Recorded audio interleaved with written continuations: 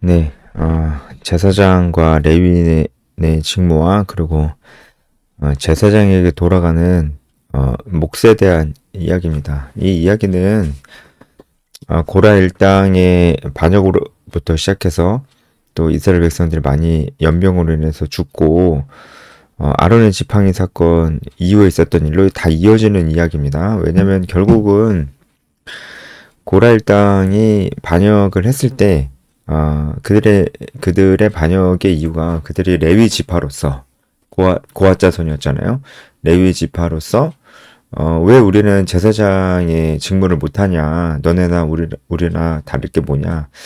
이런 시비가 있었잖아요. 그것이 이제 반역 사건으로 이어진 것이었는데 그것에 대한 하나님의 이제 말씀이라고 할 수 있겠습니다. 그러니까 그것에 대한 말씀이니까 뭐겠어요? 예전에 했던 말씀 또 하시는 겁니다. 레위인과 제사장은 분명히 구분된다. 이 말씀을 하시는 것이고 이스라엘 공동체 안에 하나님께서 다시 한번 권위와 질서를 세우시고 더 많은 권위와 권한을 가진 이들이 더 많은 책임을 갖게 되는 것이고, 거기에 대해서 차등을 두는 것입니다. 그래서 제사장이 가장 많은 권한과 책임을 가지고 있고요. 그리고 그 다음에 레위인이라고 하는 것입니다. 레위인이 제사장의 권한을 가질 수는 없습니다. 이것이 하나님께서 만든 질서입니다. 이것은 지금 이 땅에 있는 교회 공동체도 동일하게 적용이 됩니다. 목사님이 제사장이라는 얘기가 절대로 아니고요. 절대로 아닙니다. 그거는. 그런 얘기라기보다는 이 교회 안에도 리더가 있어야 됩니다. 그리고 권위 있는 자가 있어야 됩니다. 리더가 많아야 됩니다. 하지만 다 동등한 리더는 아닙니다. 어떤 면에서 동등하지 않은 것이냐면 권한과 책임이 다르다는 면에서 동등하지 않다는 겁니다. 본질적으로는 다 동등하죠. 우리가 리더나 리더가 아닌 자나 리더 중에서도 권한과 책임이 많은 자나 적은 자나 다 똑같습니다. 하지만 어떤 리더는 권한과 책임이 많고 어떤 리더는 적은 것입니다. 리더가 많지만 이렇게 리더의 차등이 있어야 됩니다. 그런 공동체가 질서가 있는 공동체입니다. 실제로 그렇게 리더가 많아야 질서가 잘 잡혀요. 실제로 길게 말씀드릴 수는 없지만 그래서 점점 권위에 대해서 부정적이고 친구 같은 리더 이렇게 얘기를 많이 하면서 제가 저번에도 영상에서 말씀드렸었죠. 다 서로 친구만 되려고 그래요. 서로가 서로에게 부담을 주지 않는 존재만 그런 관계만 되려고 합니다. 지금 교회 공동체가 그런 분위기가 아주 많아요. 서로가 서로에게 부담을 주지 않는 존재가 되려고 하는 것입니다. 하지만 리더와 팔로워는 부담을 주지 않는 관계가 아닙니다. 리더는 팔로워에게 부담을 줍니다. 영적으로 도전하고 경착하고 경계하고 권하는 것입니다. 그런 관계가 있어야 됩니다. 그렇게 뭔가 이제 영적으로 도전하고 이러면 안 된다 아니면은 이렇게 같이 하자 이렇게 강력하게 도전할 수 있는 것은 그 말을 하는 그 리더에게 권한이 있기 때문에 그렇습니다. 권한이 없는데 뭐 어떻게 그런 말을 하겠어요? 뭐 그런 말을 하면은 너가 뭔데 그런 얘기를 하냐 이런 얘기 하겠죠? 그죠? 상대방이 네가 뭔데 그런 얘기 하느냐라는 말 자체가 네가 무슨 권한으로 얘기하냐 너에게 무슨 권한이 있느냐 이 얘기랑 같은 말입니다. 그래서 리더는 권한이 있어야 됩니다. 제사장이 권한이 있었습니다. 그 다음이 레위인이었습니다. 하지만 둘은 달랐습니다. 그 얘기를 지금 하나님께서 다시 말씀하시는 겁니다.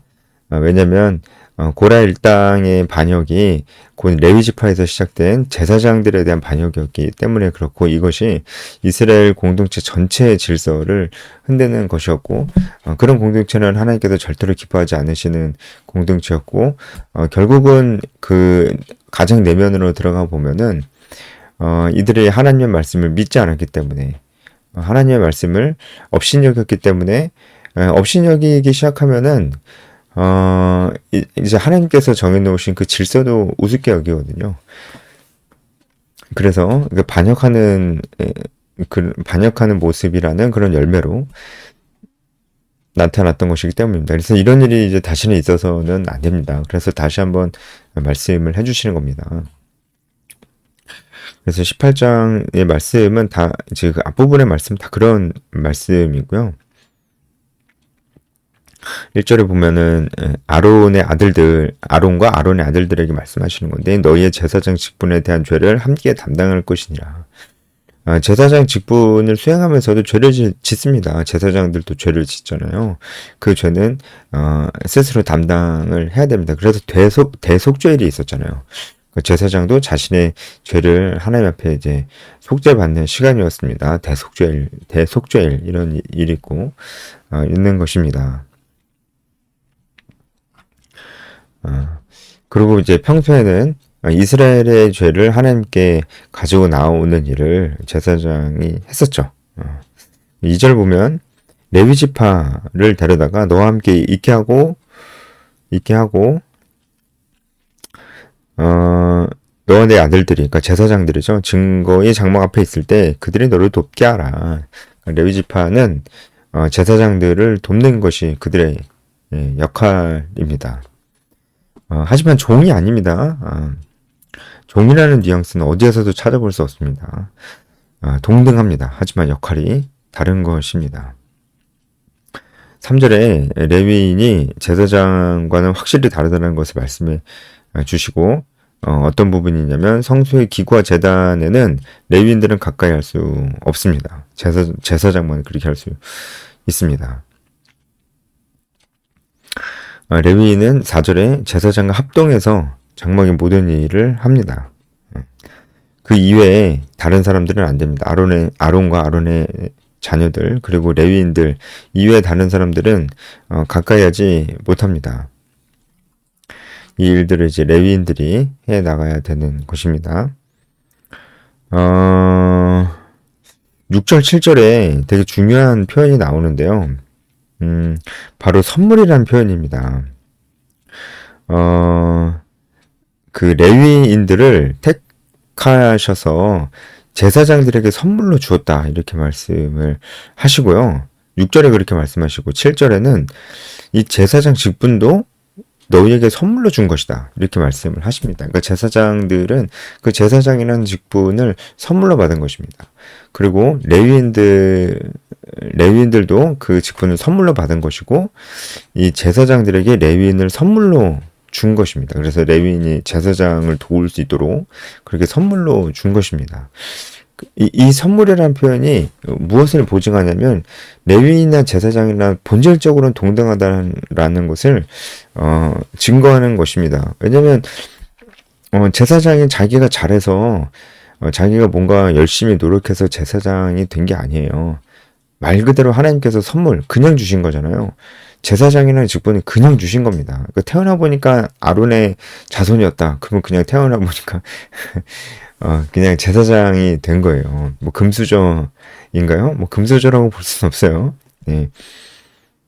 왜냐면은 아주 그 생계를 하나님께 온전히 맡기고 살아야 됐기 때문에 뭐 금수저라고 볼 수는 없죠. 네. 어쨌든 제사장은 자신이 노력해서 얻은 직분이 아닙니다. 그러니까 하나님께서 선물로 주신 겁니다. 레위인도 그 직분을 하나님께 선물로 받았고요. 제사장은 레위인을 또 선물로 받았습니다. 그러니까 다 선물입니다. 아무튼 다 선물입니다. 그 얘기는 자랑할 수 있는 사람이 아무도 없다는 얘기입니다. 다 그냥 받은 사람들밖에 없습니다. 다 받은 사람들밖에 없다는 건 누군가 주셨다는 거죠. 하나님께서 주셨습니다. 다 받은 사람들밖에 없습니다. 그러니까 아무도 자랑할 수 없고요. 그러니까 레위인도 뭐 제사장도 절대 교만해서는 안 되는 것이고요. 그런 것입니다. 다 하나님께 받은 것이기 때문에 절대 교만해서도 안 되는 것입니다. 이제 고아 자손인 고라 일당이 이제 반역을 일으켰기 때문에 교만해서 그랬죠. 이제 더 이상 그런 일들이 있으면 안 되는 것입니다. 다 선물로 받은 것이기 때문에 그렇습니다. 그러니까 우리 지금의 교회 안에서도 리더의 어떤 차등이 있지만, 리더의 어떤 책임과 권한에 있어서 차등이 있지만 우리는 다 동등합니다. 왜냐면 결국 어떤 직분이든, 지금도 어떤 직분이든 다 하나님께 받은 것이기 때문에 그렇습니다. 다 똑같습니다. 우리는 그런 면에서 지금도 이제 다 똑같다는 것입니다. 그래서 결국은 그래서 이 레위인처럼 무엇인가를 도와주는 역할. 그러니까 팔로워라고 좀 볼 수 있겠죠. 팔로워에 위치해 있는 사람들도 자기를 절대로 열등하게 봐서는 안 되고요. 자기가 영원히 그냥 그 자리에 팔로워만 하고 무엇인가를 책임지는 리더는 절대로 안 할 것이라는 생각을 해서는 안 되는 것입니다. 그러니까 리더들은 교만해서는 안 됩니다. 결국 본인도 선물로 받았기 때문에 그렇습니다. 우리가 이제 그런 부분들을 생각을 해봐야 되겠죠. 우리가 교만할 수 없다. 생각을 해봐야 될 것입니다. 그리고 8절부터는 하나님께서 제사장들에게 그 음식을 주셨다. 영원한 음식을 주셨다.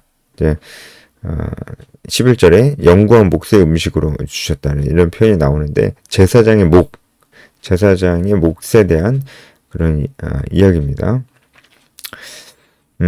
일단은 제사장의 몫은 무엇이냐면 9절에 지성물 중에 불사르지 아니한 것이 제사장의 몫으로 돌아갑니다. 그리고 이것은 10절에 보면은 거룩하게 여김으로 먹으라. 이는 내게 성물인즉 남자들이 다 먹어라. 이렇게 나옵니다. 이거는 히브리어 번역이 조금 한글 성경으로 이제 번역이 될 때 조금 잘못됐습니다. 거룩하게 여김으로 먹여라 라기보다는 거룩하게 여김으로 라는 히브리어가 코데시 하코다심인데 이것은 거룩하게 여겨라 라는 얘기가 아니고 거룩한 장소에서 먹으라는 겁니다. 그러니까 거룩한 장소는 어디냐면은 회막 뜰 안이었습니다. 회막 뜰 안에서 먹어야지 어디 딴 데 가서 먹으면 안 된다라고 하는 것입니다. 그러니까 지성물 중에 불사르지 않은 것은 여자들은 먹을 수 없어요. 제사장과 제사장 그 아론과 아론의 아들들 중에서도 가족들 중에서도 여자는 안 되고 이제 남자만 먹을 수 있었습니다. 그것도 딴 데서는 안 되고 회막 안에서만 먹을 수 있었습니다. 이것이 지성물 중에 불사르지 아니한 것이 제사장의 몫이 되는 것입니다. 근데 이제 가족들이 전부 다 같이 먹을 수 있는 게 있었어요. 그것이 바로 요제물입니다. 거저물과 요제물입니다. 이 거저물도 거저물이 이렇게 들었다 올리는 것이고요. 요제물이 이렇게 앞뒤로 흔드는 것인데 이것은 그 너와 내 자녀에게 주는 것이기 때문에 여자들까지 포함해서 온 가족이 다 먹을 수가 있는 것이었습니다. 대표적으로 화목제를 드릴 때 일부를 어디였죠? 가슴과 그 오른쪽 뒷다리일 겁니다. 가슴과 오른쪽 뒷다리는 그 요제를 삼아서 제사장에게 돌려졌습니다. 제사장의 몫으로 돌려졌어요. 그러니까 이렇게 요제로 드려진 음식은 제사장에게로 돌아간다는 것이죠. 요제는 이렇게 하는 것입니다. 이렇게 앞뒤로 흔드는 것인데 이게 의미가 하나님께 드려졌다가 제사장이 나의 몫으로 돌아온다라는 그런 의미였다고 합니다. 이것은 다 먹는 거예요. 제가 여기에 대해서는 조금 더 공부를 해봐야 될 것 같습니다. 그러니까 지성물 중에 불사르지 아니한 것은 그것은 요제물이 아닌가? 제가 그 부분은 확실히 모르겠어요. 왜냐면 구분은 분명히 돼 있거든요. 지성물 중에 불사르지 아니한 것은 남자들만 먹을 수 있어요. 하지만 거저물 요제물로 드려진 것은 집안 전체가 다 제사장 집안 전체가 다 먹을 수 있어요. 분명히 구분이 되어지는데 그렇다면 지성물 중에 불사르지 않은 것은 거저물 요제물이 아닌가? 그것을 잘 모르겠습니다. 거저물 요제물들은 불 사르는 것인가? 불을 완전히 살라버리면 먹을 수가 없잖아요. 그래서 이게 제가 조금 구분이 좀 안 제가 좀 더 공부를 해야 될 부분인 것 같고, 근데 분명한 것은, 남자들만 먹을 수 있는 불사르지 아니한 부분, 지성물 중에 불사르지 아니한 부분은 남자들만 먹을 수 있는 거고, 요자물로 이렇게 드린 것은 온 가족이 다 먹을 수 있는 것이고, 대표적으로 화목제 드릴 때 가슴 부위와 오른쪽 널쩍다리 부분이 있다, 이렇게 말씀드릴 수가 이제 있겠습니다. 근데 제가 이 얘기만 말씀을 드리고 마무리를 좀 하려고 하는데, 제사장이 몫으로 이렇게 드릴 때, 이것은 제사장이 자신의 몫을 결정하는 게 아니고요. 백성들이, 제사를 드리는 백성들이 이것을, 제사장의 몫으로 주었습니다. 제사장의 몫으로 주었습니다. 제사장이, 그냥 자기가 그렇게 취한 게 아닙니다. 이스라엘 백성들이 이렇게 주었습니다. 물론 이스라엘 백성들도 그것을 하나님 말씀에 순종해서 준 겁니다. 하나님께서 그렇게 명령하셨기 때문입니다. 하지만 그러니까 하나님이 이 명령을 이스라엘 백성들한테 하셨다라고 보는 게 맞아요. 그래서 이스라엘 백성들이 그 말씀을 순종함으로 이것을 이제 제사장의 몫으로 주는 것이죠. 예, 그렇게 되는 것입니다. 제사장이 자기 스스로 취한다기보다는 백성들이 제사장에게 돌리는 그것이 맞는 것입니다. 그리고 모든 것이 하나님의 말씀에 순종하는 것이었고요. 그러니까 그런 면에서 봤을 때 지금도 거의 그렇죠. 그렇게 적용이 되잖아요. 제사장들은 자신의 어떤 분깃이 없었습니다. 그러니까 생계를 위한 어떤 노동을 할 수가 없었어요. 그러니까 오직 풀타임으로 하나님께서 명령하신 이 성소에 관한 일만 했어야 됐습니다. 레위인도 마찬가지였고요. 그래서 생계를 위해서 얻게 되는 것들 중에 일부를 제사장들이 받음으로 인해서 생존을 하나님께서 보장을 해주신 것이죠. 그러니까 이스라엘 백성들이 제사장을 위해서 이렇게 내놓는 것입니다. 내놓는 것이에요. 제가 조금 더 살펴보고 공부를 좀 해봐야 되는데, 이 지성물 중에 불사르지 아니한 것은 지성물 중에 불사르지 아니한 것은 이게 이스라엘 백성들이 자신들이 자발적으로 제사장들에게 주는 건지, 아니면은 제사를 드릴 때 진짜 어떻게 이제 불사르지 아니한 부분이 남았을 때 그것이 그냥 제사장에게 돌려주는 것이고, 그 부분은 좀 헷갈립니다. 네. 어쨌든 이 요제물은 분명해요. 이 요제물은 분명히 이스라엘 백성들이 자발적으로 제사장의 몫을 돌리는 것이고, 하나님께서 명령하신 바입니다. 지금도 자신의 생계를 따로 노동을 하지 못하고,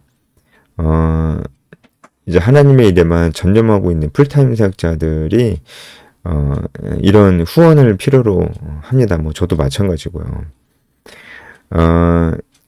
이제 그것이 하나님의 뜻이죠. 구약 때부터 하나님께서 그렇게 하셨기 때문에 그렇습니다.